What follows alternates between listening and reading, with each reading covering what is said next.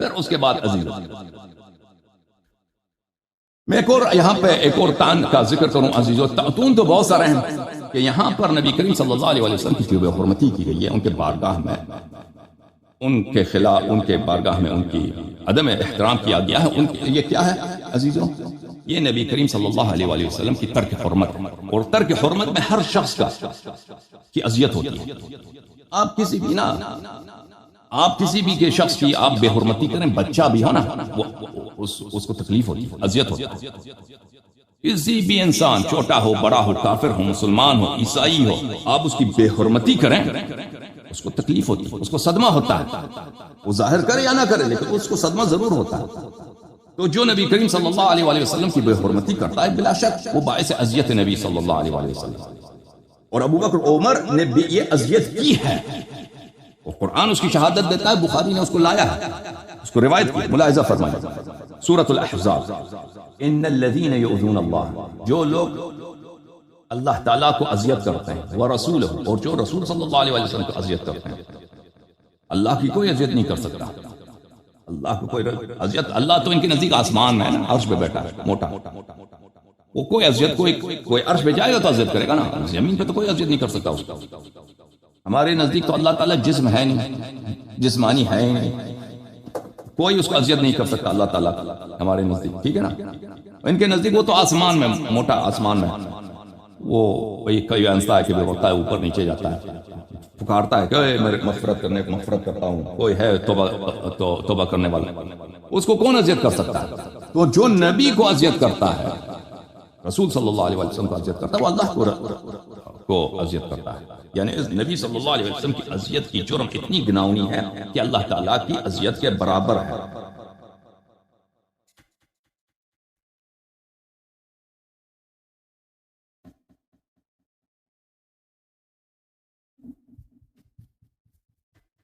اچھا لعنہم اللہ، جنہوں نے، جو لوگ نزیت کرتے ہیں اللہ اور رسول کو صلی اللہ علیہ وسلم کو، اللہ نے ان کو لعنت کی دنیا میں اور آخرت میں. وَأَعَدَّ لَهُمْ عَذَابًا مُهِينًا، اور ان کے لیے آمادہ کیا عذاب مہین.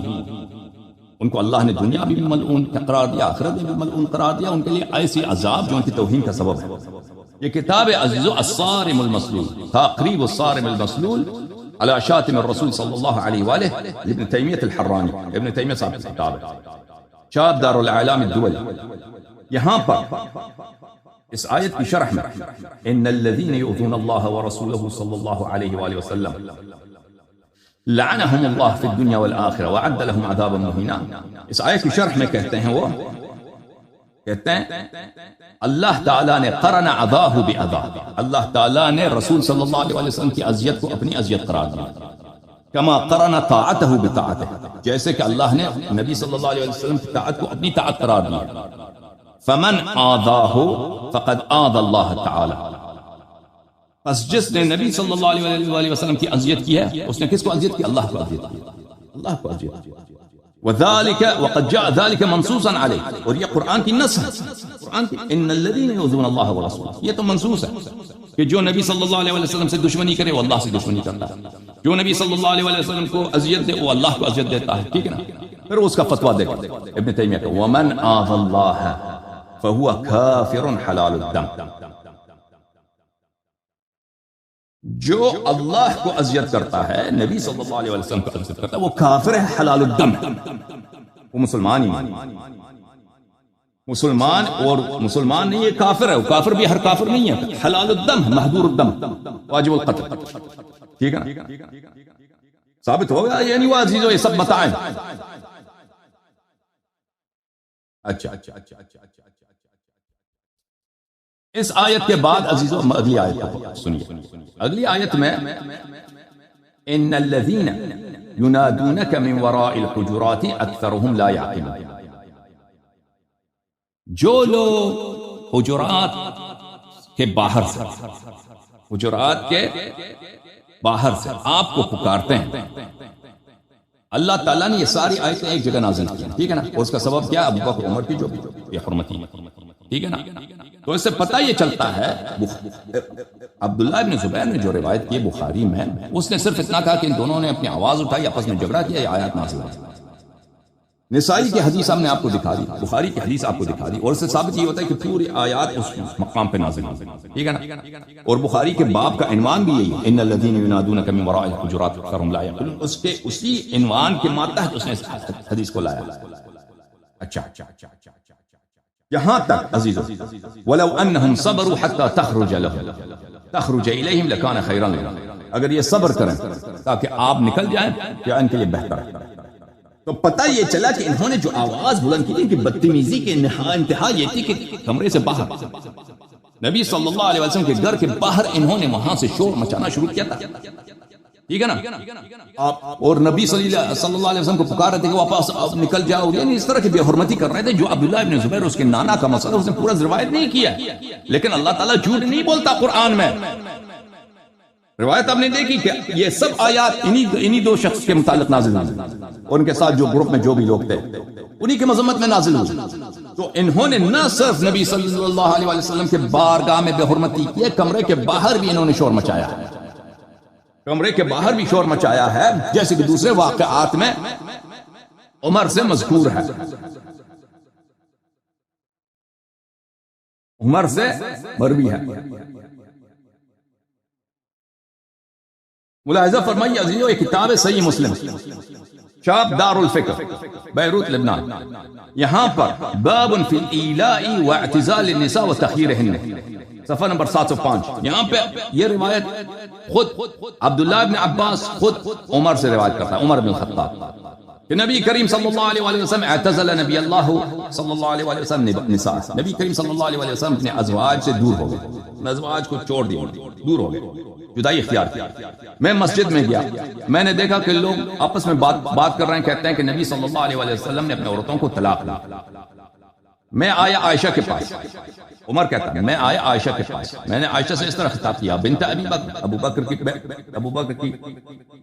پتر، ابو بکر کی بیٹی، قد ابلغ من شأنک ان تؤذی رسول اللہ صلی اللہ علیہ وسلم، مولویو اگر میں غلط ترجمہ کر رہا ہوں تو آ کے کہہ دینا، یہ عمر ہے، مخاطب عائشہ ہے، اس کے بعد تمہارے مذہب میں بچہ ہی کیا ہے؟ جب ابھی میں نے آیت تلاوت کی ہے، ان الذین یؤذون اللہ ورسولہ لعنہم اللہ فی الدنیا والآخرہ وعد لہم عذابا مہینا، جو نبی کریم صلی اللہ علیہ وسلم کی عزت کرتا ہے وہ اللہ کی عزت کرتا ہے، وہ ملعون ہے دنیا میں، وہ ملعون ہے آخرت میں، اور آخرت میں اللہ نے اس کے لیے آمادہ کیا ہے، تیار کیا ہے عذاب مہین، تحقیر کرنے والی عذاب، وہ عذاب جس میں گالی ہے، وہ عذاب جس میں تحقیر ہے، توہین ہے، وہ عذاب اللہ نے اس کے لیے آمادہ کیا ہے۔ اور یہ صریح ہے کہ نبی کریم صلی اللہ علیہ وسلم نے اپنے عورتوں سے، روایت بھی مسلم میں، راوی بھی خود عمر، نبی کریم صلی اللہ علیہ وسلم اپنے عورتوں سے انہوں نے علیحدگی اختیار کیا۔ تو عمر کہتا ہے میں خود آیا عائشہ کے پاس، میں نے کہا ابلغ من شأنک ان تؤذی رسول اللہ صلی اللہ علیہ وسلم، اے آئی ابو بکر کی بیٹی، تیری بات اب یہ ہے، تیرا کام اس حد تک پہنچا ہے کہ تو نبی کریم صلی اللہ علیہ وسلم کو اذیت کرتا ہے، اذیت کرتی ہے، یا تو ابو عمر جھوٹا ہے، جھوٹے پہ اللہ کی لعنت، یا تو عمر سچا ہے، عائشہ نے نبی کریم صلی اللہ علیہ وسلم کو اذیت کی ہے۔ اور وہ آیت پھر تصدیق کریں گے یا نہیں کریں گے وہ آپ کے ایمان کا امتحان ہے، لیکن آپ کا ایمان نہیں ہے، کیونکہ مجھے پتہ ہے اللہ سے بھی اوپر عائشہ ابو بکر عمر ہیں، قرآن سے بھی اوپر ابو بکر عمر ہیں، کعبہ سے، نبی سے، سب سے، ان پہ نبی کو چھوڑیں گے آپ لوگ، قرآن کو چھوڑیں گے، لیکن ابو بکر عمر عائشہ کو آپ لوگ نہیں چھوڑیں گے۔ لیکن اس کا جواب آپ لوگوں کے پاس نہیں ہے، جواب جس دن مل گیا نا مجھے کال کر دینا۔ عائشہ نے کہا مالی، فقالت مالی و مالک ابن الخطاب علیک بعیبتی، عائشہ نے کہا کہ تیرا تو کون ہے، چلا یہاں سے اٹھ، تو ہوتا کون ہے کہ مجھے کچھ کہے، عمر نکل جائے یہاں سے، تو جا اپنی بیٹی کی فکر کر، تو اپنا تیری جو بیٹی ہے طلاق شدہ حفصہ اس کی فکر کر، تیری کوئی بات مجھ پہ نہیں چل سکتی۔ تو میں گیا حفصہ کے پاس، عمر کہتا میں گیا حفصہ کے پاس، میں نے حفصہ سے کہا بلغ من شأنک ان تؤذی رسول اللہ صلی اللہ علیہ وسلم، تجھے تیرے حفصت تجھے کیا ہے؟ تیرا اب یہ کام ہو چکا ہے، تم پیغمبر صلی اللہ علیہ وسلم کو اذیت کرتا ہے، تم دونوں کی وجہ سے پیغمبر صلی اللہ علیہ وسلم نے گھر چھوڑ کے باہر کہیں اور رہتا ہے، مشربہ ام ابراہیم ماریہ قبطیہ سلام اللہ علیہا رضی اللہ تعالی عنہ کے ساتھ ان کے گھر میں رہتا ہے، تم لوگوں کو اسے چھوڑ دیا۔ واللہ لقد علمتی، اللہ کی قسم تو جانتی ہے، ان رسول اللہ صلی اللہ علیہ وآلہ وسلم لا يحبکی، تو جانتی ہے حفصہ پیغمبر صلی اللہ علیہ وآلہ وسلم تو اس سے کوئی محبت ہی نہیں کرتے وہ، ولولا انا لطلقکی رسول اللہ صلی اللہ علیہ وآلہ وسلم، اور اگر میں نہ ہوتا تو تجھے کبھی بہت پہلے طلاق ہو چکا ہوتا۔ تو اس نے کہا کہ ہوا فی خزانتی فی المشربہ، رسول پاک صلی اللہ علیہ وسلم اپنے باغ میں ام ابراہیم کا جو مشربہ ہے، یعنی باغ ام ابراہیم یعنی ماریہ قبطیہ، ان کے گھر پہ، تو میں وہاں پہ گیا، میں نے دیکھا کہ وہاں پہ رباح جو پیغمبر صلی اللہ علیہ وسلم کا غلام تھا وہاں پہ بیٹھا ہے، مدلن رجلیہ علی نقیر من خشب، وہ لکڑ پہ بیٹھا ہے، اپنے ٹانگیں اس نے لٹکا دیا، رسول اللہ صلی اللہ علیہ وسلم کمرے میں ہے، ٹھیک ہے نا، کمرے میں ہے،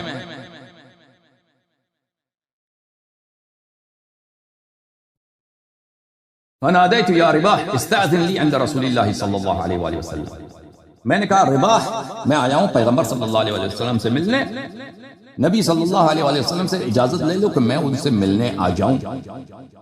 فنظر رباح الى الغرفة ثم نظر الي فلم يقل شيئا، رباح جو غلام تھا اس نے کمرے میں کے اندر دیکھا، نبی صلی اللہ علیہ وسلم نے کچھ کہا ہوگا، اشارہ یعنی اس پیغمبر کو سنائی دیا ہے نا اس کی بات، صلی اللہ علیہ وسلم اس کمرے کے اندر دیکھا، پھر میری طرف دیکھا، پھر اس نے کچھ نہیں کہا، مجھے اجازت نہیں ملی، ثم قلت، پھر میں نے دوبارہ کہا یا رباح استأذن لی علی رسول اللہ صلی اللہ علیہ وسلم، پھر میں نے دوبارہ کہا رباح اجازت لے لو میرے لیے، رباح نے پھر کمرے کی طرف دیکھا، میری طرف دیکھا، پھر اس نے کچھ نہیں کہا، اجازت پھر نہیں ملی عمر کو اندر جانے کا، ٹھیک ہے نا، پھر تیسری دفعہ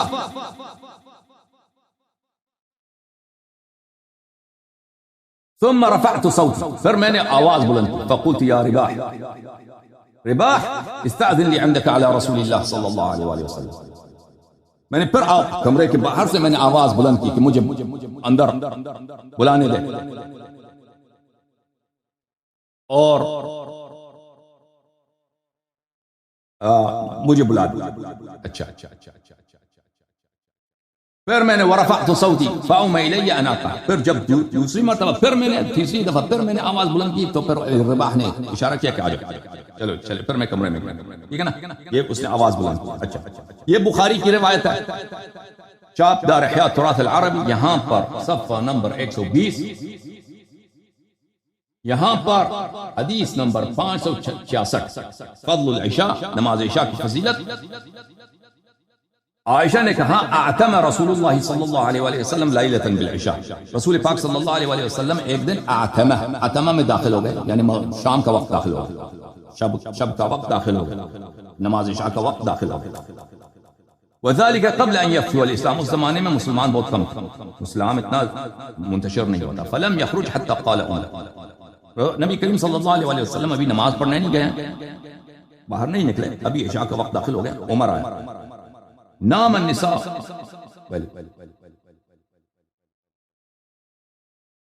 والصبیان، عمر نے آیا وہاں پر اور وہاں پہ سب لوگ سو گئے، آپ کیسے نماز پڑھانے والے ہیں، سب بچے بھی سو گئے ہمارے، سب لوگ سو گئے، آپ نماز پڑھنے کے لیے نہیں آ رہے۔ اچھا، نبی کریم صلی اللہ علیہ وسلم کو اس طرح اس نے آواز دی۔ یہ نمبر صفحہ نمبر 47 میں بخاری میں یہ روایت ملاحظہ فرمائیے، حدیث نمبر 114، حدیث قرطاس میں کہ پیغمبر صلی اللہ علیہ وسلم نے کہا کہ میرے لیے کتاب لے کے آؤ کہ تم کبھی گمراہ نہ ہو جاؤ، تو انہوں نے کہا کہ نبی صلی اللہ علیہ وسلم پہ درد طاری ہو گیا، فاختلفوا وكثر اللغط، اس وقت نبی صلی اللہ علیہ وسلم نے کہا کہ قلم و کاغذ لے کے آؤ، عمر نے کہا کہ نہیں، ان پہ درد طاری ہو گیا، غلبہ الوجہ، وہ اپنے درد کے مغلوب ہیں، ان کا وہ درد غلبہ ہے، درد کی وجہ سے یہ جو ہے بھلے کچھ کہہ رہا ہے، اس وقت بھی وہاں پر فاختلطوا وكثر اللغط، اس وقت بھی وہاں پہ صحابہ نے آواز اٹھائی تھی، تو لازمی بات ہے کہ صحابہ آواز اٹھانے والوں میں عمر بھی، عزیزو، یہاں پر جو آیت ہے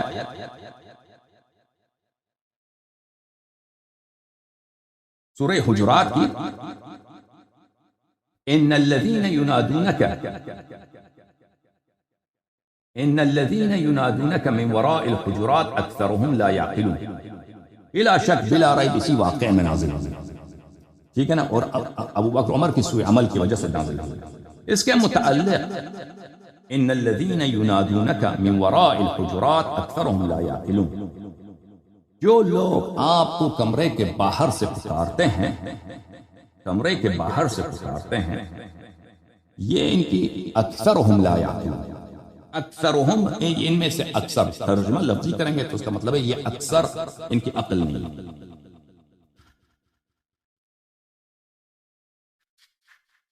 لیکن اس سے مطلب یہ ہے کہ یہ سب قرآن مجید میں جب یہ آتا ہے کہ اکثرهم لا یعقلون، یہ اکثر اس طرح ہوتا ہے کہ اس سے مراد یہ ہوتا ہے کہ یہ سب اس طرح ہے۔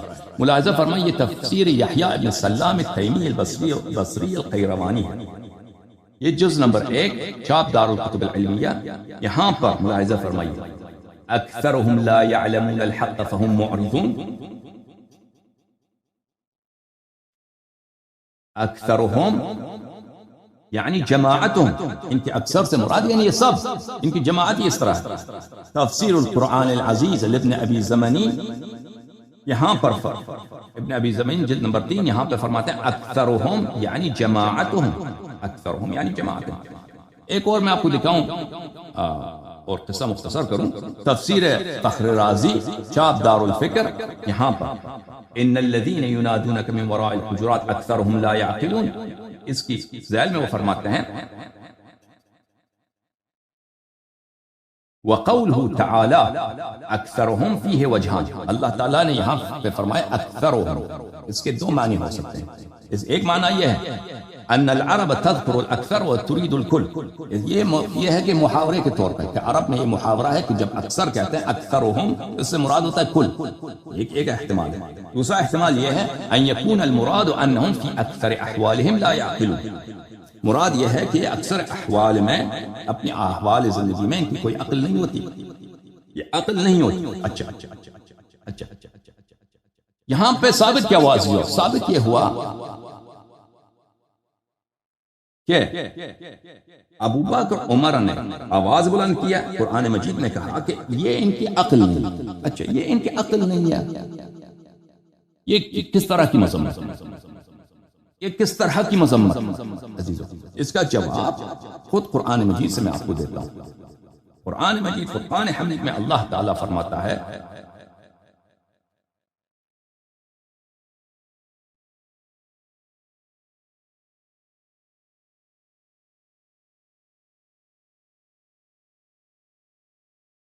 سورہ مبارک انفال، ان شر الدواب عند اللہ، ان شر الدواب عند اللہ، بدترین جانوروں میں دابہ بولتے ہیں حرکت کرنے والی چیز کو، دواب بدترین جانوروں میں عند اللہ، اللہ کے نزدیک، الصم البکم الذین لا یعقلون، وہ گنگے، وہ بہرے جن کی عقل نہیں، یعنی جو انسان بظاہر انسان ہے، حقیقت میں وہ انسانیت سے صاف، وہ بدترین دابہ ہیں، بدترین حیوان ہیں۔ اور یہاں پہ سورہ حجرات میں کس کو کہا؟ جن کی عقل نہیں ہے وہ بدترین جانور ہیں، جن کی، یہاں پہ سورہ انفال میں کیا فرمایا؟ جن کی عقل نہیں وہ بدترین جانور ہیں۔ سورہ حجرات میں کہا یہی لوگ جو آپ کی حرمت نہیں رکھتے، یہی ان کی عقل نہیں ہے، تو کیا ثابت کیا ہوا؟ جو آپ کی حرمت نہیں رکھتے یہ بدترین جانور ہیں، الذین لا یعقلون۔ اور جو اس آیہ شریفہ کا مزید تفسیر ملاحظہ فرمائیے، کتاب المحرر الوجیز، یہ تفسیر الکتاب العزیز، چاپ دار الکتب العلمیہ، جزء ثانی، یہاں پر صفحہ نمبر 513 میں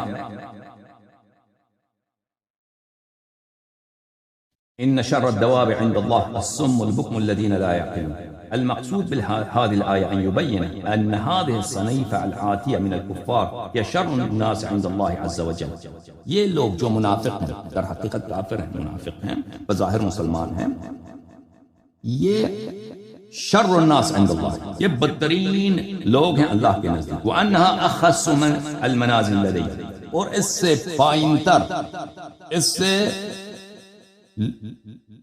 مزید نیچ اللہ کے نزدیک متصور ہی نہیں۔ وعبر بالدواب، اللہ تعالیٰ نے دواب سے، دابہ سے، جانور سے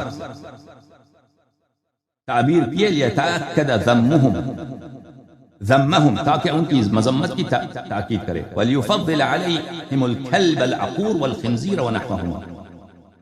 اللہ نے فرمایا ان شر الدواب عند اللہ، یہ المحرر الوجیز میں ابن عطیہ اندلسی فرماتے ہیں کیا، ان شر الدواب عند اللہ یعنی اللہ کے نزدیک بدترین جانور، اس سے مراد کیا ہے؟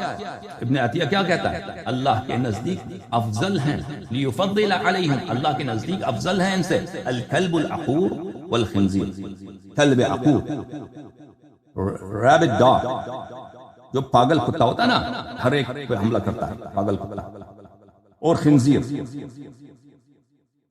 یہ جب اللہ نے فرماتا ہے کہ ان شر الدواب عند اللہ الصم البکم الذین لا یعقلون، اللہ نے تفضیل دی ہے، اللہ نے افضل بنایا ہے ان انسانوں سے۔ کس کو افضل بنایا ہے؟ کلب عقور کو، پاگل کتے کو جو ہر ایک کو چیرنے پاڑنے پہ لگا ہوا ہوتا ہے، اور خنزیر۔ اچھا، یہ کتاب عزیز و تفسیر عثمانی تالیف شیخ الہند مولوی محمود الحسن، تفسیر حضرت علامہ شبیر احمد عثمانی، ترجمہ محمود الحسن صاحب کا، یہ پارہ 1 تا 10 جلد اول، یہاں پہ ملاحظہ فرمائیے، شر الدواب عند اللہ، سب جانداروں میں بدتر اللہ کے نزدیک وہی بہرے گونگے ہیں جو نہیں یاد سمجھتے، جو نہیں سمجھتے۔ پھر اس کی شرح میں کہتے ہیں، اس کی تفسیر میں، جنہیں خدا نے بولنے کو زبان، سننے کو کان اور سمجھنے کو دل و دماغ دیے تھے، پھر انہوں نے یہ سب قوتیں معطل کر کے نہ زبان سے حق بولنے اور حق کو دریافت کرنے کی توفیق ہوئی، اور نہ کانوں سے حق کی آواز سنی، نہ دل و دماغ سے حق کو سمجھنے کی کوشش کی۔ غرض خدا کی بخشی ہوئی قوتوں کو اصل کام میں صرف نہ کیا جس کے لیے فی الحقیقت عطا کی گئی تھی۔ بلا شبہ ایسے لوگ جانوروں سے بھی بدتر ہیں، ٹھیک ہے۔ اس سے عزیزو، اس سے شدید مذمت کس طرح متصور ہے؟ اللہ نے کسی کے لیے حجت چھوڑی ہے بھائی؟ کسی کے لیے کوئی حجت باقی ہے؟